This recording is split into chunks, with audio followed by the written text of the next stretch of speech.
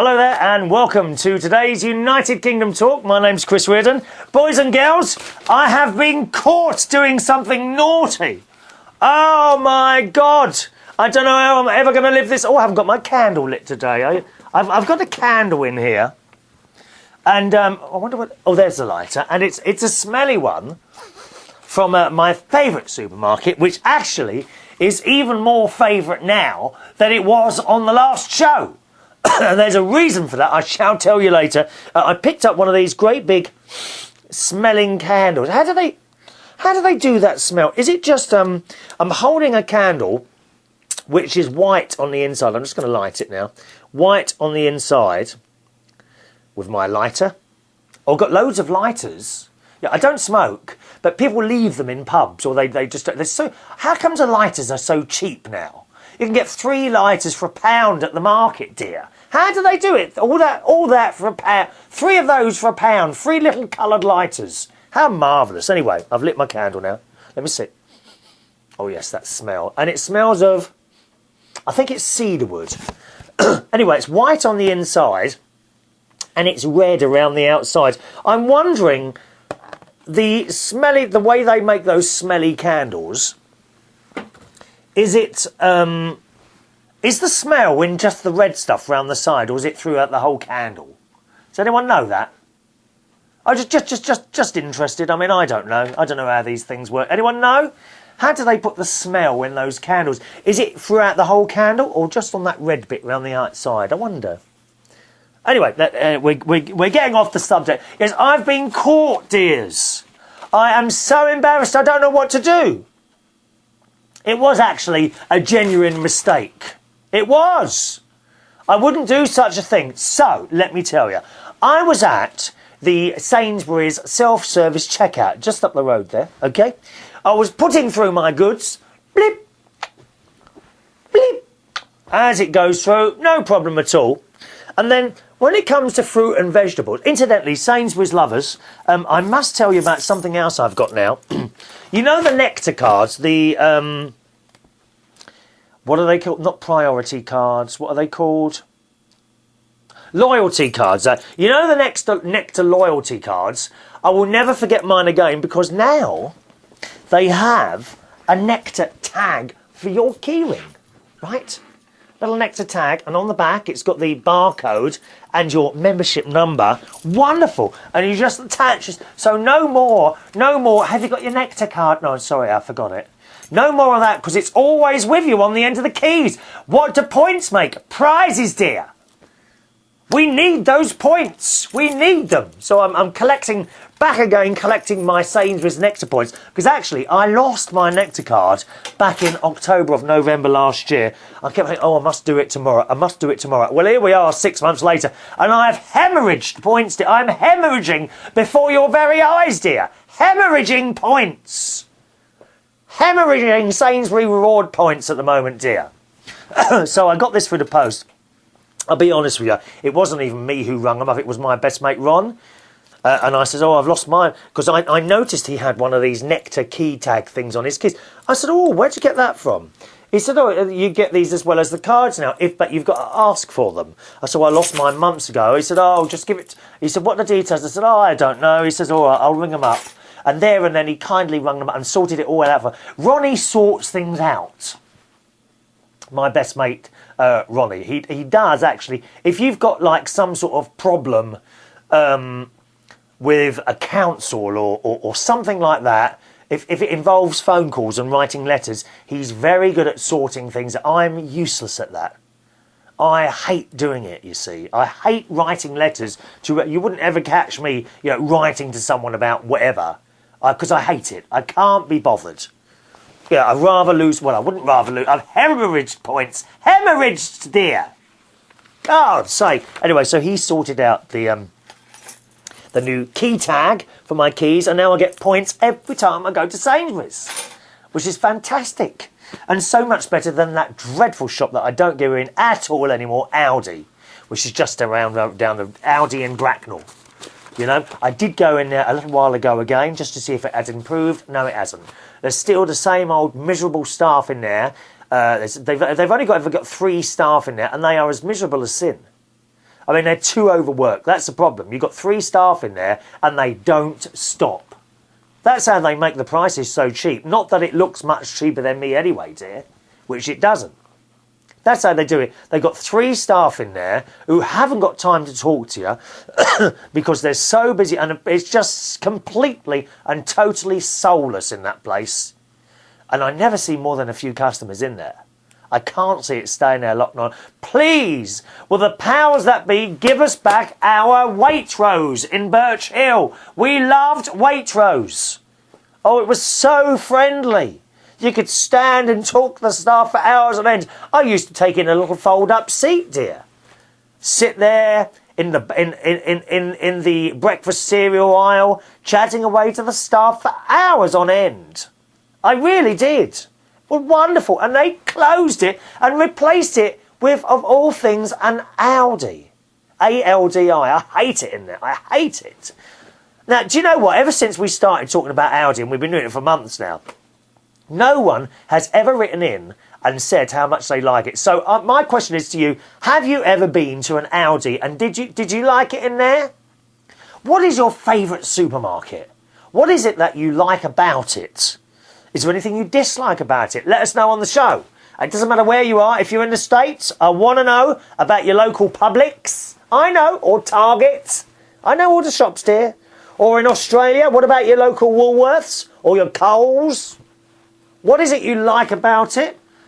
Or perhaps what don't you like about it? Do let us know. The email address in the show is chris@unitedkingdomtalk.co.uk. Is there anyone in Bracknell listening or watching the show?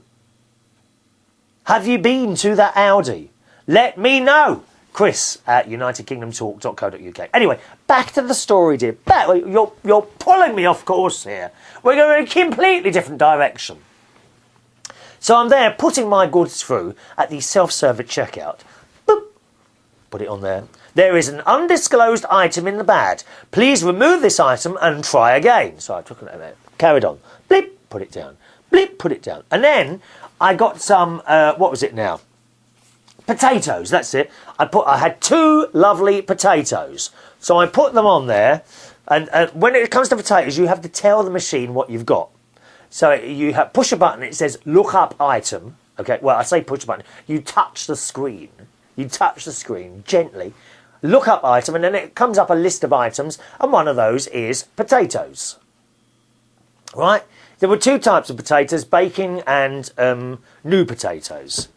And it doesn't bother me which one I pushed, to be honest. I thought they were all the same. So I pushed new potatoes. And I put them in the bag. Well, quick as a flash, dear. Quick as a flash. This man of pensionable age, I have to say, he looked like he was about 60. He came running over. Oh, excuse me, sir, you've pushed the wrong potatoes. I said, I've done what?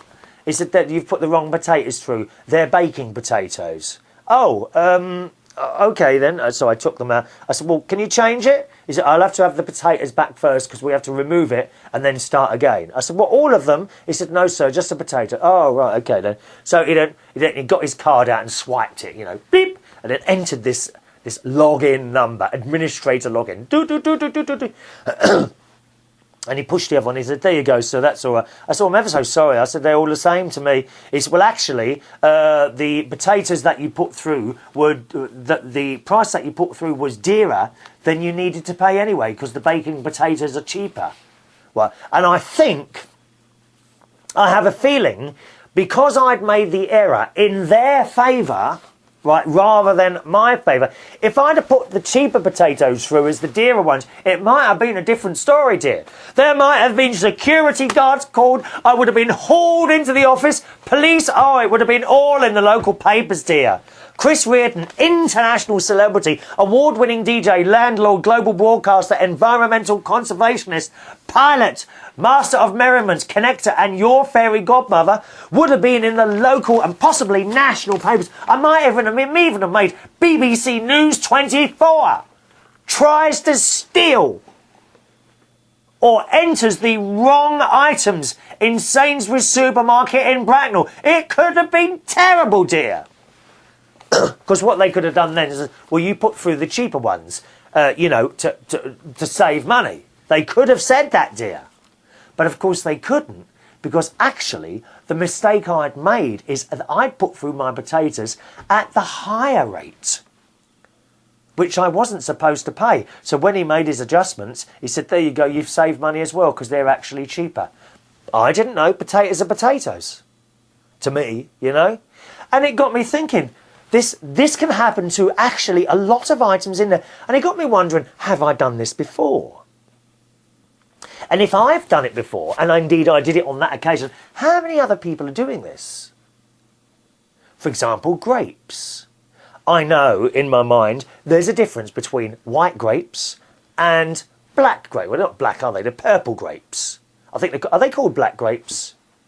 I don't know. Anyway, there's white grapes and there's purple grapes, and there's seedless grapes and there's seeded grapes, and they're all different prices. And when you get to the till, especially if it's a self-service one, okay, especially if there's a queue, you're trying to go fairly quickly, aren't you? Because the queue behind, and you know these people are looking at you, waiting for you to finish it. And I wonder how many people are getting this wrong. Yeah, it's all very well the supermarkets moving this stuff in, because at the end of the day, they would love to get rid of all those people at the checkouts. Even more money to be saved, and even more profit for the greedy gits that are sitting at the top in the offices. That's what it's all about. Cutting costs. And whereas, you know, I say to you, that man came running over. He was a very nice chap, actually. But you get one person looking after, like, I don't know, 8 checkouts now, standing there waiting for the little beacon to illuminate above the till, indicating that there's a problem. Of course, it happened to be quiet while I was in there. Had it been busy, it's likely that this man would have been elsewhere, and I would have got away, or I would have left the shop actually having paid more for those potatoes than I needed to do so. And I wonder how many other people are getting caught out like this. I wonder, actually, has anyone been prosecuted or given a telling off for perhaps putting through, let's think of an example here, grapes that were cheaper than the ones that they actually had? You know, I think the dearest grapes are white seedless ones, aren't they? So I wonder if anyone's bought grapes and put through white seeded ones, so they would have paid less than they should have done. Has that been noticed, and were they told off, or was it just accepted as a mistake? Because there's so many ways. It's like the onions, right? Red onions generally are dearer than white onions. Do you always make sure you push that correct onion button? Because I'm sure I haven't. It's all very well, the supermarkets wanting to do all this, but they're going to have to accept the fact that actually it's very, very easy to make a mistake in certain parts. Isn't it? The other thing that got me thinking there, you know, I'm buying my tomatoes. I usually buy the packaged tomatoes. They're all in bits of plastic. Why can't they be in bits of cardboard, which break down into the earth more easily? This plastic stuff is a real nightmare, isn't it? There's plastic now buried in the ground and has been there for 30 or 40 years and is still exactly the same as what it was when it went in. Imagine the amount of plastic that we get through.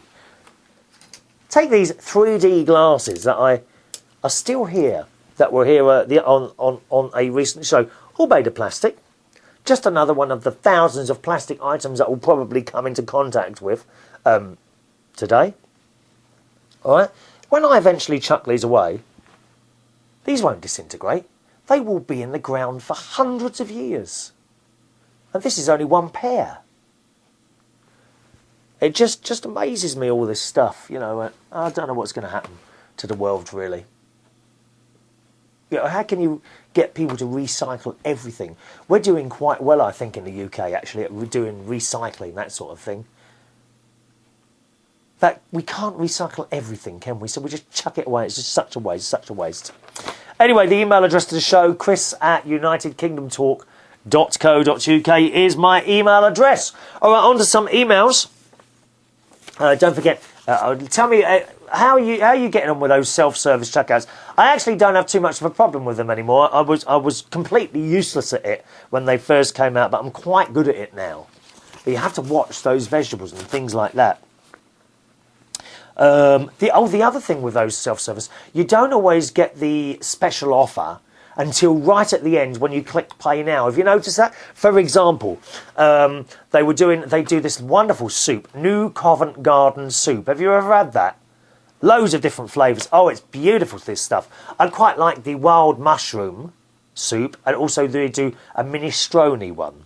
I really like that. And we're doing 2 for £3. 2 in a carton, fresh soup. 2 cartons for £3. And when you're buying it, they're like £1.90 and £1.60 or something like that. But it's 2 for £3. And when you put it through, it comes up at the full rate.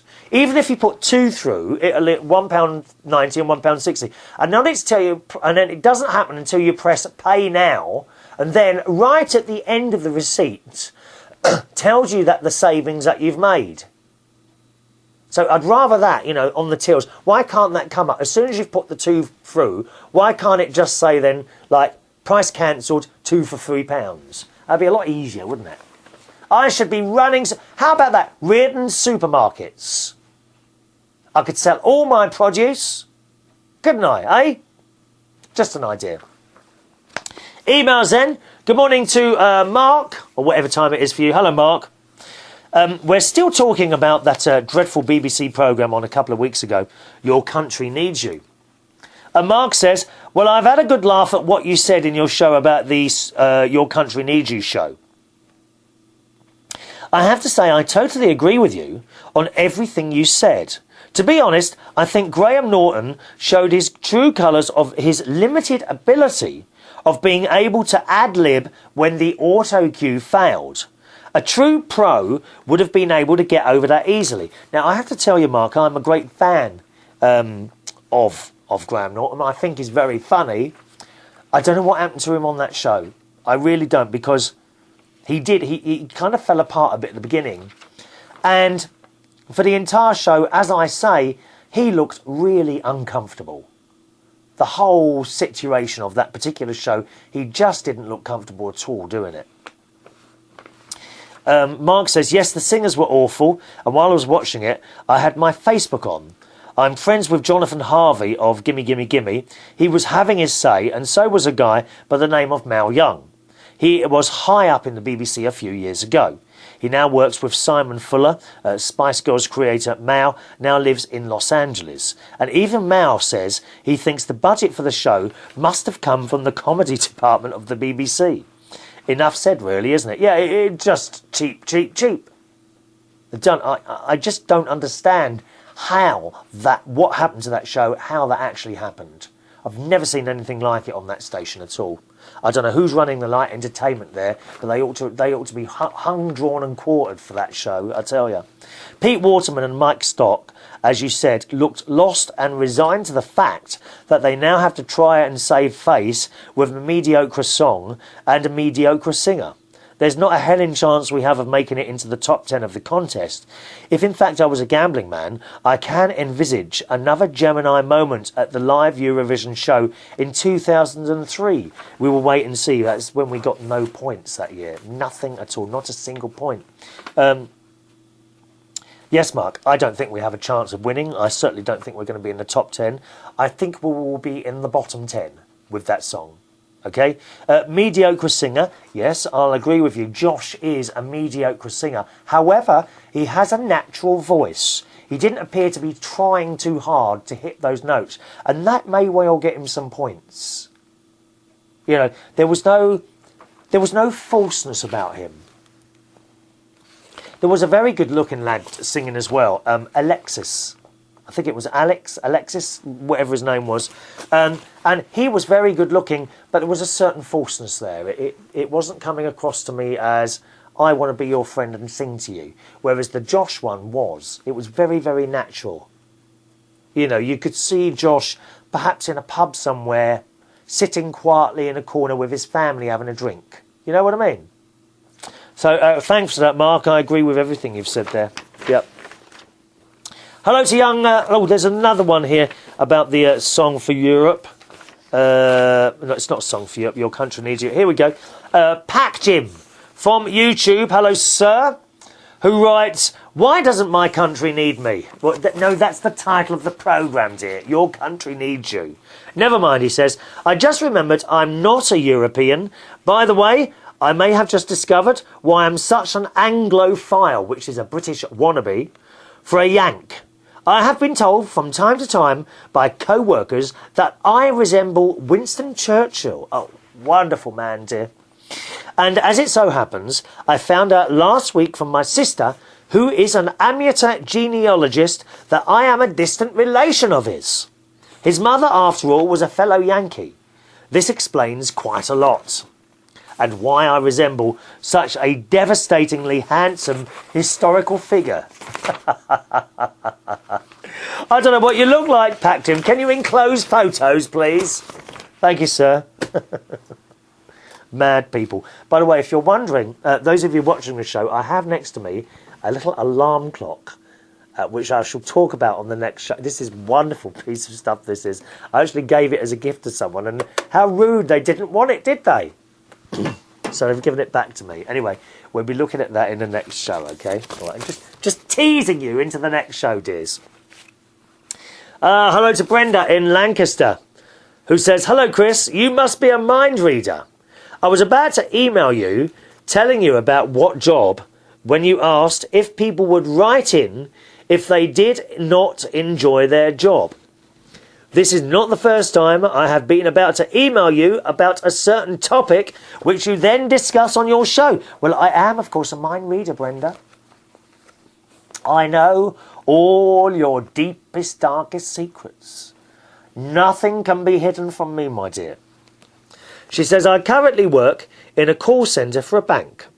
The job I do is not so bad. Occasionally, you get the supreme jerk on the line, but that is life, I suppose. Yeah, oh, it is. Just put the phone down, dear, if you get them. Just put the phone down and be done with it. What annoys me about my job is the work environment. As I've mentioned before, I like to think of myself as a rather positive person. I like to laugh and chit-chat with my co-workers between phone calls. I always have my desk and work area decorated according to the season. Yeah, I used to work in a call centre. I was a directory enquiry operator. That would have been back in the 80s. Hated it. The friendship and the colleagues, they were great, and thank God for that. There were very few people I didn't like in there. There was, of course, a couple, but it was a very, very big switch room. I worked for British Telecom.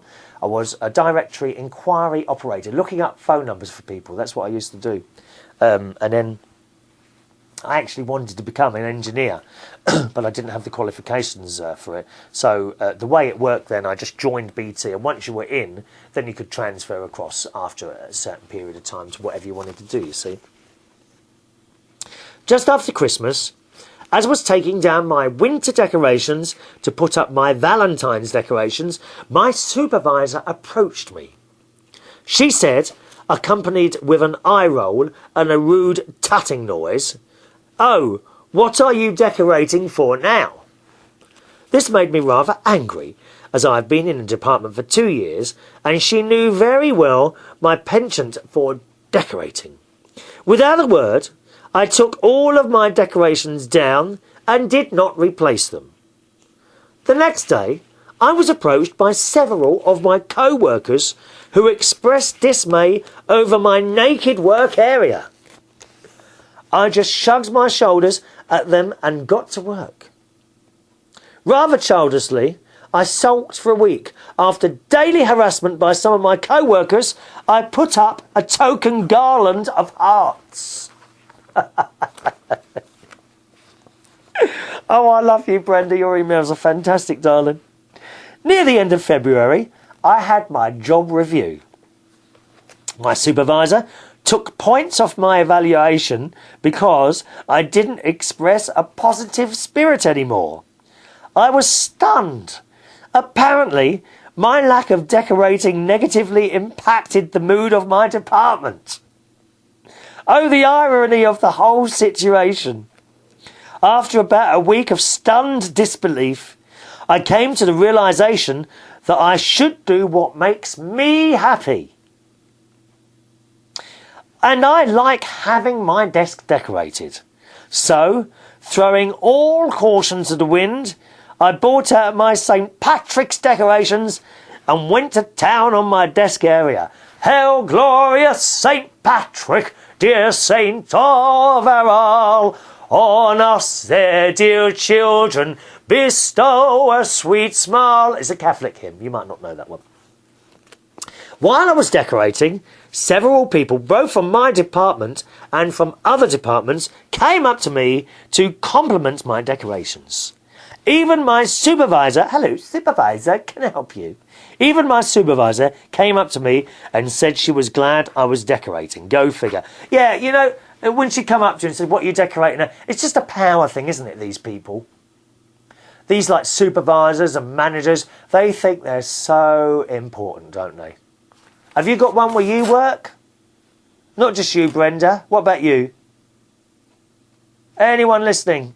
Have you got one of those managers or supervisors where you work and they come out and you don't see them for hours or days sometimes, and then they come out and they start picking faults because they've got nothing else to do and they think they're so powerful. They think they're so powerful until you tell them you're leaving. So let me ask you, who has the greater power? Them or you? Because once you say, I'm leaving, there's nothing they can do to upset you anymore, is there? You just remember that. If you're sitting there on a desk somewhere at the moment and you hate a certain member of the staff who's above you, remember, the only power they have over you is that which you decide to give them.